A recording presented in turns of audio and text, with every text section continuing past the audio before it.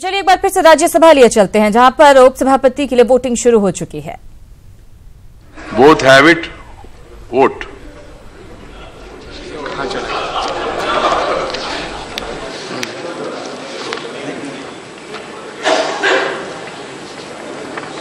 कहाँ गया? करवा दिया।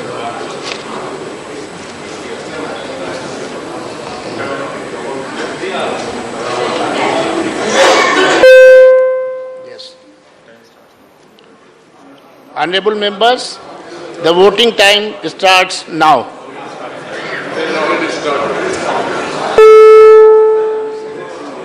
think you have to redo it, sir. Because you had to first announce and then the button had to be pressed. No, I did that. Please, please, Shanti. I announced it. ये है कहाँ है?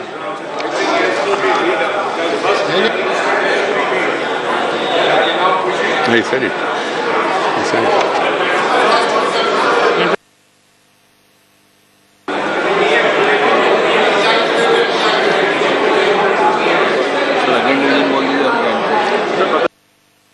We can redo also. If anybody has got any doubt. Okay. Okay, we are going for again division. Please. अपना जगह पे बैठ जाइए. Please let all the members. Ragesh. Mr. Ragesh, you go to your seat. Your vote and that vote also both will not be counted. Please. पहले करना था. Yeah. Please, there are officers. If anybody has failed to vote properly, the officers will guide you. They will give you slip also. इसलिए और दूसरा member किसी के पास जाके उनको समझाने के लिए कोशिश करने का जरूरत नहीं है. जो भी करना है पहले करना था. The question is, please. बैठ जाइए. सब लोग बैठ जाइए. अभी पुराना स्लिप भी वैलिड नहीं है. पहले The question is that Sri Harivansh be chosen as the deputy chairman of Rajya Sabha. Those in favor please say aye. Those against will please say no. I think the ayes have it. Division. Secretary General. Please, I don't know.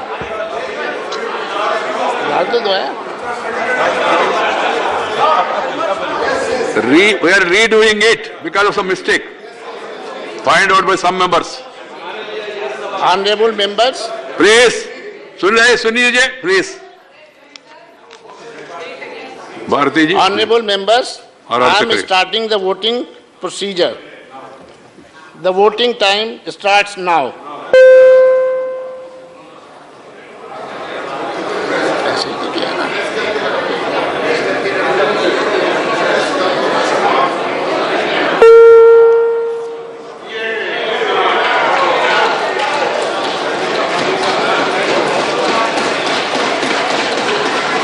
Please.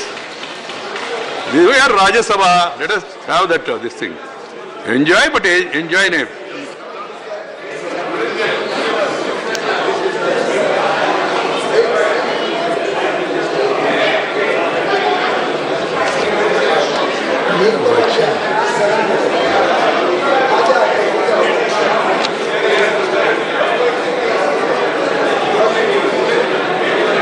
करना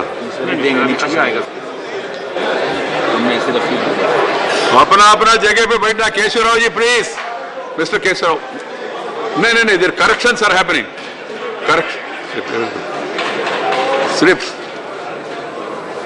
correction slips जिनको चाहिए उनको दीजिए, और जिन्होंने vote किया दोबारा slip नहीं भेजना, वो चेक करने वाले. If there is a correction, the slip will be given, and if some people have by second time also voted, it will not be counted. That will be seen, verified by those people. तो इसलिए शांति बने रहे. और exact result अभी announce करूंगा.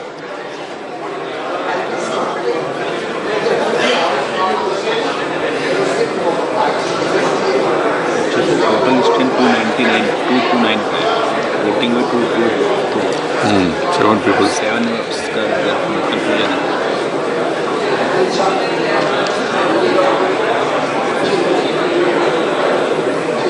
Please, Neeraj. Neeraj Shekhar please आप अपना seat में जाए। वोटिंग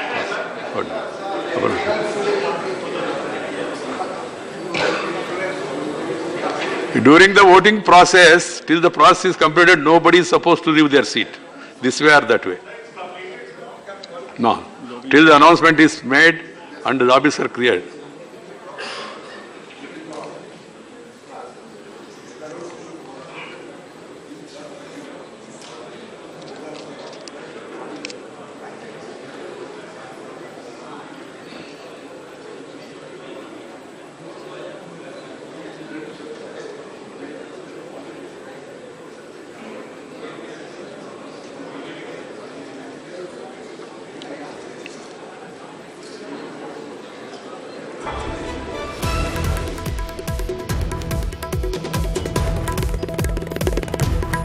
बीके के हरिवंश उपसभापति बन गए हैं। बीके हरिप्रसाद को उन्होंने शिकस्त दे दी है।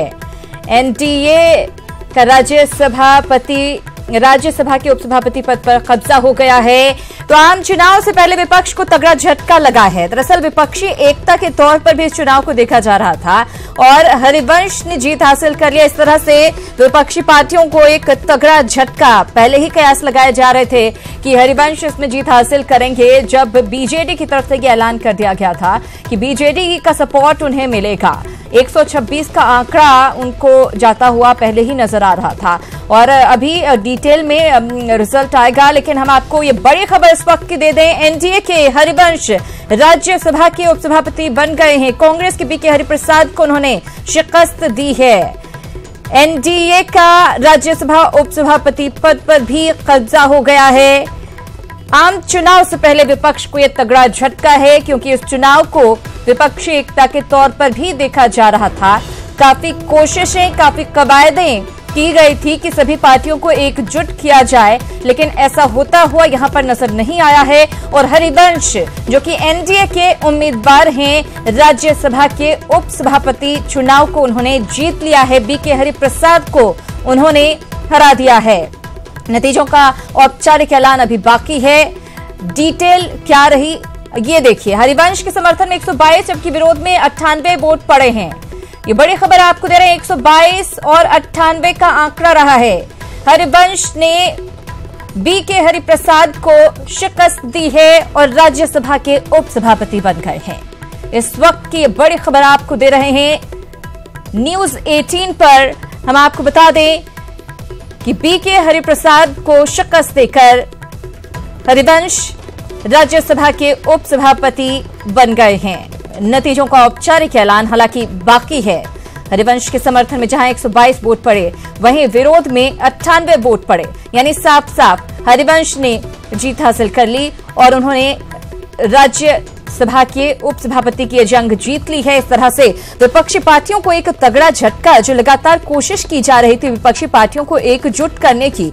हालांकि ये कहा जा रहा था कि अगर उम्मीदवार एनसीपी की तरफ से होता तो शायद शिवसेना का साथ मिल सकता था, लेकिन हालांकि परिस्थितियां नहीं बनी इस तरह की और इस तरह से विपक्षी पार्टियों की एक बड़ी हार।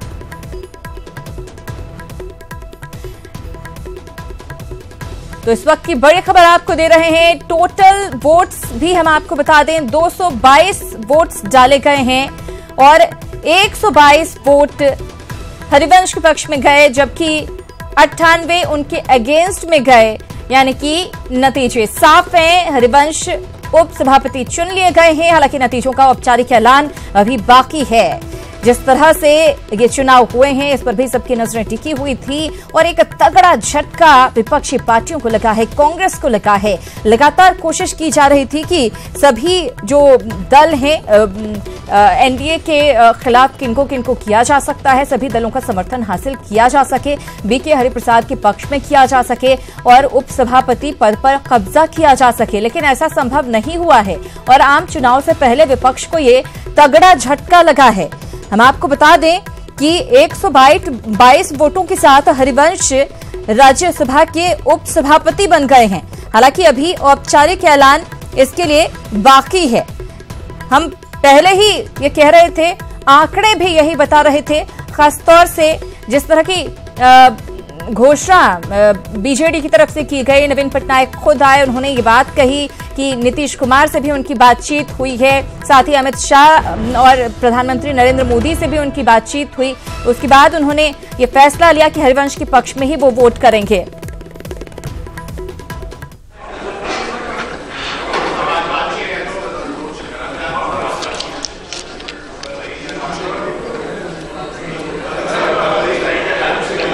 प्लीज बोल दीजिए, खोल दीजिए लॉबीज।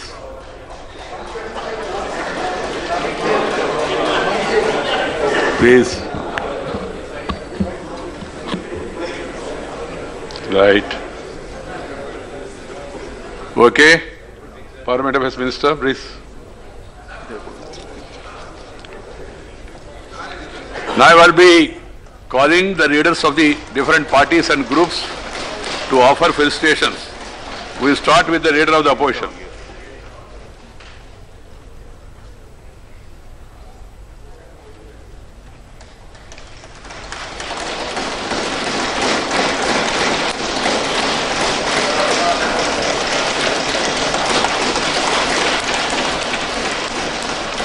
Please. बधाई देने का ये सिलसिला शुरू किया है। तस्वीरें आप देखिए, बधाई दी जा रही है। We'll start with the leader of the opposition. परंपरा के अनुसार। माननीय चेयरमैन सर, सबसे पहले मैं leader of the house Shri Arun Jaitley के स्वस्थ होने के बाद सदन में इनको बधाई देता हूं और मुझे आशा है कि आज तो वोटिंग के लिए आए, लेकिन अभी इनको कुछ और दिन रेस्ट करना चाहिए। मैं नवनिर्वाचित डिप्टी चेयरमैन श्री हरवंश जी को अपनी तरफ से, अपनी पार्टी की तरफ से, विपक्ष की तरफ से बहुत बहुत हार्दिक बधाई देना चाहता हूं। लोकतंत्र में इलेक्शन होते हैं हर पद के लिए, लेकिन जो भी कॉन्स्टिट्यूशनल पोजीशंस होती हैं उन पर चुन के आने के बाद वो नेता, वो लीडर एक पार्टी का, एक पक्ष का नहीं होता, एक समुदाय का नहीं होता है, वो देश का होता है, हर पार्टी का होता है, हर समुदाय का होता है। इसी तरह से आज माननीय हरिवंश जी चुन के आए हैं। चुनने तक तो इनको एक दल का या कुछ दलों का समर्थन था, लेकिन चुन जाने के बाद ये किसी दल या कुछ दलों के ही डिप्टी चेयरमैन नहीं है, ये सदन के चेयरमैन हैं, डिप्टी चेयरमैन हैं। जितने उस तरफ के ये डिप्टी चेयरमैन हैं उतने ही डिप्टी चेयरमैन इस साइड के हैं। बल्कि मेरा हमेशा ये मानना है चेयरमैन और डिप्टी चेयरमैन तो हमेशा विपक्ष की तरफ ज्यादा झुकाव होना चाहिए, क्योंकि सदन में 2-3 किस्म के लोग होते हैं। मैं ब्रॉडर व्यू में बताना चाहता हूं, एक right, left and left of centre. तो अधिकतर हम देखते हैं कि राइट की तरफ से झुकाव ज्यादा रहता है जो भी चेयर पर बैठता है। तो मेरा अनुरोध होगा माननीय डिप्टी चेयरमैन साहब से कि left and left of centre की तरफ ज्यादा ध्यान दे, क्योंकि जो सत्ता में है वो तो सक्षम है ही है, उनको ज्यादा नरिशमेंट की जरूरत नहीं है। जो अंडर नरिश्ड होते हैं, वो प्रिविलेज्ड होते हैं, वो विपक्ष वाले होते हैं, उनको ज्यादा नरिशमेंट की जरूरत होती है। वो मैं चेयरमैन से भी निवेदन करूंगा और माननीय डिप्टी चेयरमैन से भी निवेदन करूंगा आज का इस समय का फायदा उठाते हुए। मुझे बहुत खुशी है कि बहुत अच्छा काम हरिवंश जी ने किया है, विशेष रूप से हिंदी को बढ़ाने के लिए। हिंदी का जो प्रचार देश और विदेश में इन्होंने किया है, हमारे देश की गौरव भाषा, गौरवशाली भाषा हिंदी है। दूसरी भाषाओं का भी हम उतना ही आदर करते हैं। यही कारण है कि पार्लियामेंट में सभी कश्मीर से कन्याकुमारी तक सब भाषाओं का प्रयोग होता है, लेकिन अधिकतर जो लोग, जो संख्या है ज़्यादा हिंदी बोलने वालों की, उस हिंदी भाषा को आगे बढ़ाने के लिए जो हरवंश जी ने काम किया उसके लिए मैं बधाई देता हूं। आप जर्नलिस्ट भी हैं, मुझे पूरा विश्वास है कि एक जर्नलिस्ट अगर डिप्टी चेयरमैन बने तो हमारे कुछ संबंध और जर्नलिस्ट से हो जाएं और पार्लियामेंट की कार्रवाई ज़्यादा दिखाई जाए, बाकी जो न्यूज़ बाहर है उस पर कम ध्यान देकर पार्लियामेंट की कार्रवाई ज़्यादा दी जाए, तो इनका जो जर्नलिज्म का अनुभव है शायद वो भी हमें काम आ जाएगा। आपने अलग पदों में और विशेष रूप से प्रधानमंत्री चंद्रशेखर जी के साथ जो काम किया, आपने एडिशनल इंफॉर्मेशन एडवाइज़र के तौर पे जिसका उसका भी हम लाभ उठाएंगे। एक दफ़ा फिर मैं आपको अपनी पार्टी की तरफ से, अपनी तरफ से, विपक्ष की तरफ से, पूरे विपक्ष की तरफ से बहुत बहुत हार्दिक बधाई देना चाहता हूँ। धन्यवाद। Prime minister.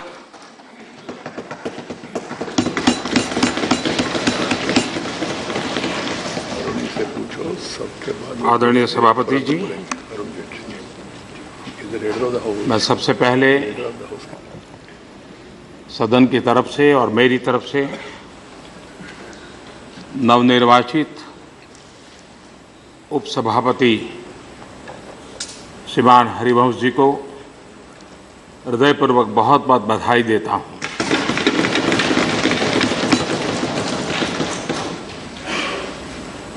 हमारे लिए खुशी की बात है कि स्वास्थ्य लाभ के बाद हमारे अरुण जी भी आज हम सबके बीच हैं। आज 9 अगस्त है। अगस्त क्रांति आज़ादी के आंदोलन से जुड़ा हुआ एक महत्वपूर्ण पड़ाव था और उस पड़ाव में बलिया की बहुत बड़ी भूमिका थी। 1857 का स्वातंत्र संग्राम से लेकर के बलिया आज़ादी की लड़त, क्रांति के बिगल बजाने में, जीवन न्योछावर करने में अग्रिम पंक्ति में रहा था। मंगल पांडे जी हो, चित्तू पांडे जी हो और चंद्रशेखर जी तक की एक परंपरा, और उसी कड़ी में एक थे हरिवंश जी।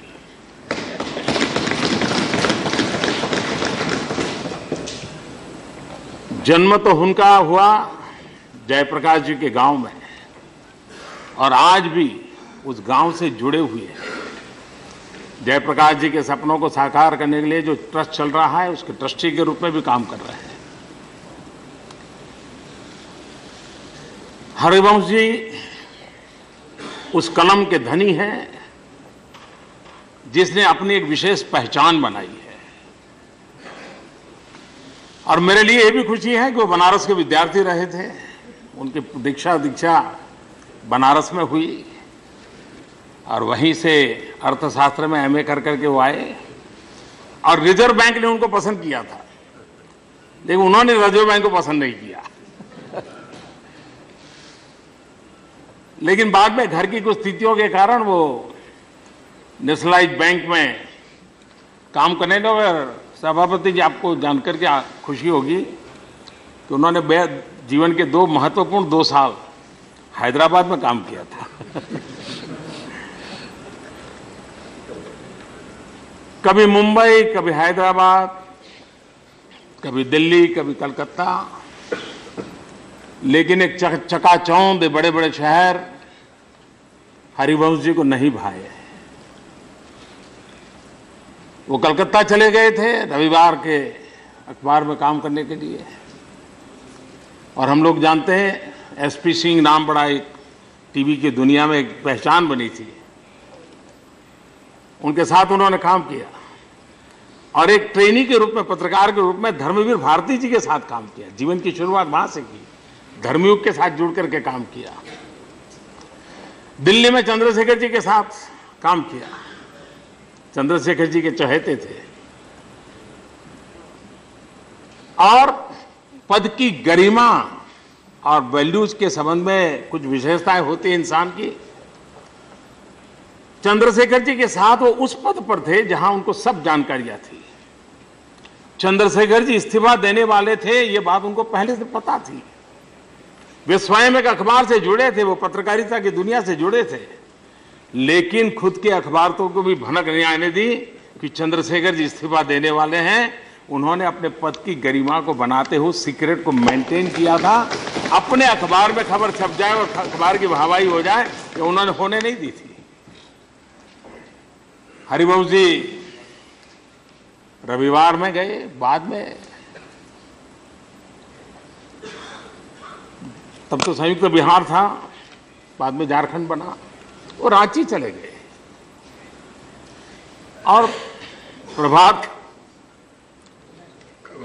प्रभात खबर के लिए। और जब उन्होंने ज्वाइन किया तब उसका सर्कुलेशन सिर्फ 400 का था। जिसके जीवन में इतने अवसर हो, बैंक में जाएं तो वहां अवसर था, प्रतिभावान व्यक्तित्व था, लेकिन उन्होंने अपने आप को 400 सर्कुलेशन वाले अखबार के साथ अपने आप को खपा दिया।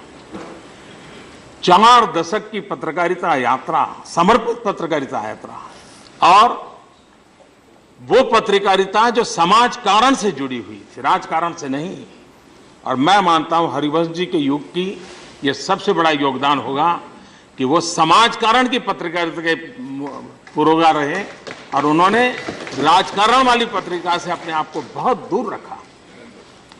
वे जन आंदोलन के रूप में अखबार को चलाते थे। और जब परमवीर एल्बर्ट एंका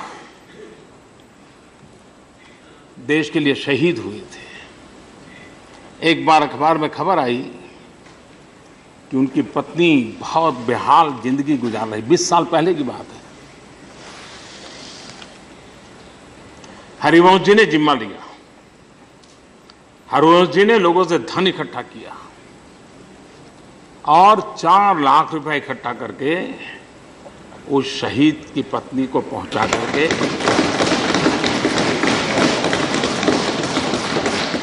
एक बार एक प्रतिष्ठित व्यक्ति को नक्सलिस्ट उठा गए। हरिवंश जी अपने अखबार के जो भी स्रोत थे उनके माध्यमों से हिम्मत के साथ नक्सलियों के बेल्ट में चले गए, लोगों को समझाया बुझाया, आखिरकार उसे छुड़ा करके ले आए, अपनी जिंदगी दांव पे लगा। यानी एक ऐसा व्यक्तित्व जिसने किताबें पढ़ी भी बहुत, किताबें लिखी भी बहुत। और मैं समझता हूं कि अखबार चलाना, पत्रकारों से काम लेना, ये तो शायद सरल रहेगा। समाज कारण वाली दुनिया, उसका अनुभव एक है, राजकारण वाली दुनिया का अनुभव दूसरा है। एक सांसद के रूप में आपने सफल कार्यकाल के अनुभव सबको कराया है, लेकिन ज्यादातर ये सदन का हाल ये है कि जहां खिलाड़ियों से ज्यादा एम्पायर परेशान रहते हैं। और इसलिए नियमों में खेलने के लिए सबको मजबूर करना एक बहुत बड़ा चुनौतीपूर्ण काम है, लेकिन हरिवंश जी जरूर इस काम को पूरा करेंगे। हरिवंश जी की श्रीमती जी आशा जी, वो स्वयं चंपारण से है, यानी एक प्रकार से पूरा परिवार, कहीं जेपी से तो कभी गांधी से, और वो भी एमए पॉलिटिकल साइंस है, तो उनका एकेडमिक नॉलेज शायद अब ज्यादा आपको मदद करेगा। और मुझे विश्वास है कि अब सदन का मंत्र बन जाएगा सभी हम सांसदों का, हरि कृपा। अब सब कुछ हरि भरोसे, और मुझे विश्वास है कि हम सभी, उधर हो इधर हो, सभी सांसदों पर हरि कृपा बनी रहेगी। ये चुनाव ऐसा था जिसमें दोनों तरफ हरि थे, लेकिन एक के आगे बीके था, बीके हरि, कोई ना बीके, और इधर थे उनके ऊपर आगे कोई बीके बीके नहीं था। लेकिन मैं बीके हरिप्रसाद जी को भी लोकतंत्र की गरिमा के लिए अपने दायित्व को निभाते हुए, और सब कह रहे थे भाई परिणाम पता है लेकिन प्रक्रिया करेंगे, तो काफी नए लोगों की ट्रेनिंग भी हो गई होगी वोट डालने की। तो मैं सदन के सभी महानुभावों का, सभी आदरणीय सदस्यों का इस पूरी प्रक्रिया को बहुत उत्तम तरीके से आगे बढ़ाने के लिए, और उपसभापति जी को मुझे विश्वास है कि उनका अनुभव, उनका समाज कारण के प्रति समर्पण, और हरिवंश जी की एक विशेषता थी, उन्होंने कॉलम चलाई थी अपने अखबार में, हमारा सांसद कैसा होना चाहिए। तब तो उनको भी पता नहीं था कि वो एमपी बनेंगे, तो एमपी कैसा होना चाहिए इसकी बड़ी मुहिम चलाई थी। मैं जानता हूं कि उनके जो सपने हैं उसको पूरा करने का एक बड़ा अवसर उनको मिला है कि हम सभी सांसदों को वो भी ट्रेनिंग आपके माध्यम से मिलेगी। और जिस दशरथ मांझी की चर्चा आज कभी कभी हिंदुस्तान में सुनाई देती है, बहुत कम लोगों को मालूम होगा, उस दशरथ मांझी की कथा को ढूंढ ढांड करके पहली बार किसी ने प्रकट किया था तो हरिवंश बाबू ने कहा था। यानी समाज के बिल्कुल नीचे के स्तर के लोगों से जुड़े हुए महानुभाव आज हम लोगों का मार्गदर्शन करने वाले हैं। मेरी तरफ से उनको बहुत बहुत बधाई, बहुत बहुत शुभकामनाएं। Leader of the house Arun Jaitley. माननीय सभापति जी, मैं अपनी ओर से और सभी माननीय सदस्यों की ओर से हरिवंश जी का अभिनंदन करता हूं कि आज जो एक लोकतांत्रिक प्रक्रिया के माध्यम से इस सदन ने उनमें विश्वास प्रकट किया है उपसभापति होने का। पिछले कई वर्षों से एक सांसद के रूप में हरिवंश जी को देखने का हम लोगों को अवसर मिला है। उनकी जो अपनी बैकग्राउंड रही है, लेखक रहे, संपादक रहे, बैंकर रहे, राजनीतिक कार्यकर्ता रहे, उस सब का उपयोग करके वो जब भी इस सदन में बोले हैं तो पूर्ण तैयारी के साथ बोले हैं। जब वो पीछे बैठते थे और आरंभ के वर्ष में भी बोलते थे तो उनकी हर विषय पर जिस पे बोलते थे रिसर्च पूरी होती थी। उनकी गरिमा, बात कहने की शालीनता, किसी पर व्यक्तिगत प्रहार ना करना, कभी सदन की प्रोसीडिंग को डिस्टर्ब ना करना, ये सब चीजें उनके बारे में हम लोग देखते रहे हैं। और इसलिए मुझे लगता है कि एक व्यक्ति जो इन मापदंड के हिसाब से चलता रहा है, निश्चित रूप से इस सदन की गरिमा उपसभापति के रूप में और बढ़ाएगा। आजाद साहब ने कहा कि उस तरफ थोड़ी कृपा ज्यादा बनी रहे। जिन्होंने भी इस सदन की परंपराएं बनाई थी, कुछ सोचा होगा कि उपसभापति को समर्थन ज्यादा यहां से मिलता है लेकिन सीट वहां दी जाती है। और शायद इसका कारण यह है कि बैठे आप आजाद साहब की बगल में लेकिन देखते हमारी तरफ है। और ये दोनों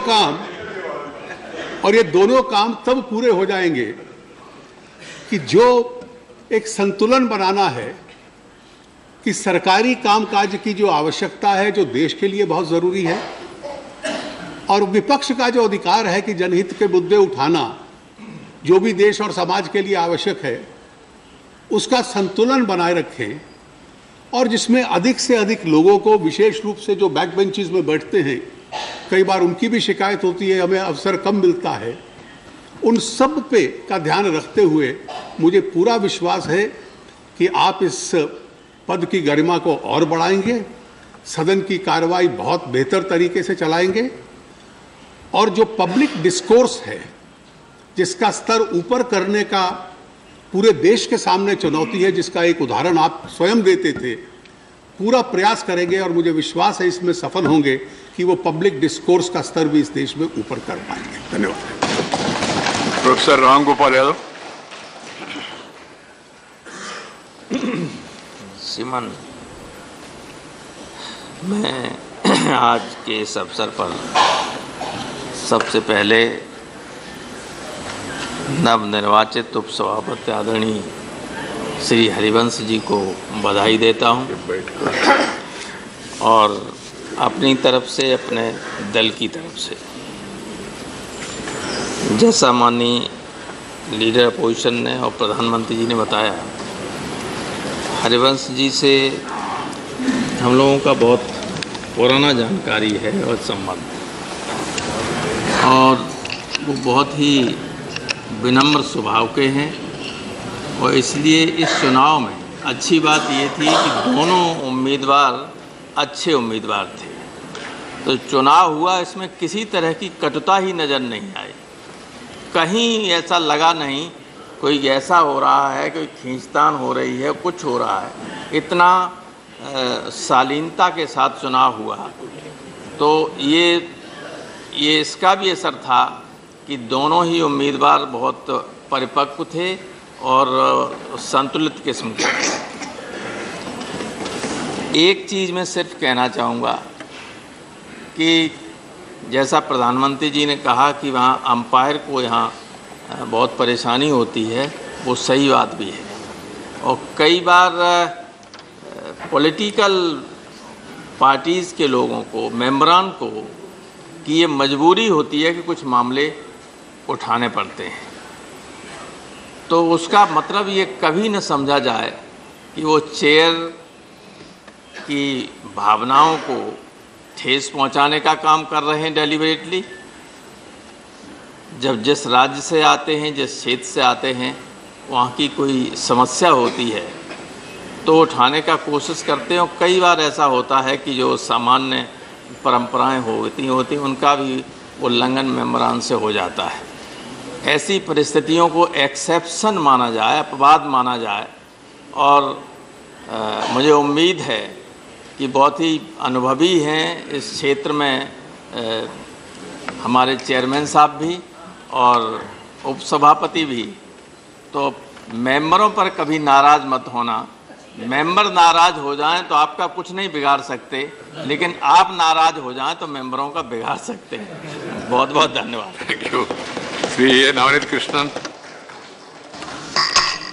Thank you, Honorable Chairman, Honorable Prime Minister, Honorable Leader of the House. Very happy to see you, sir, with good health.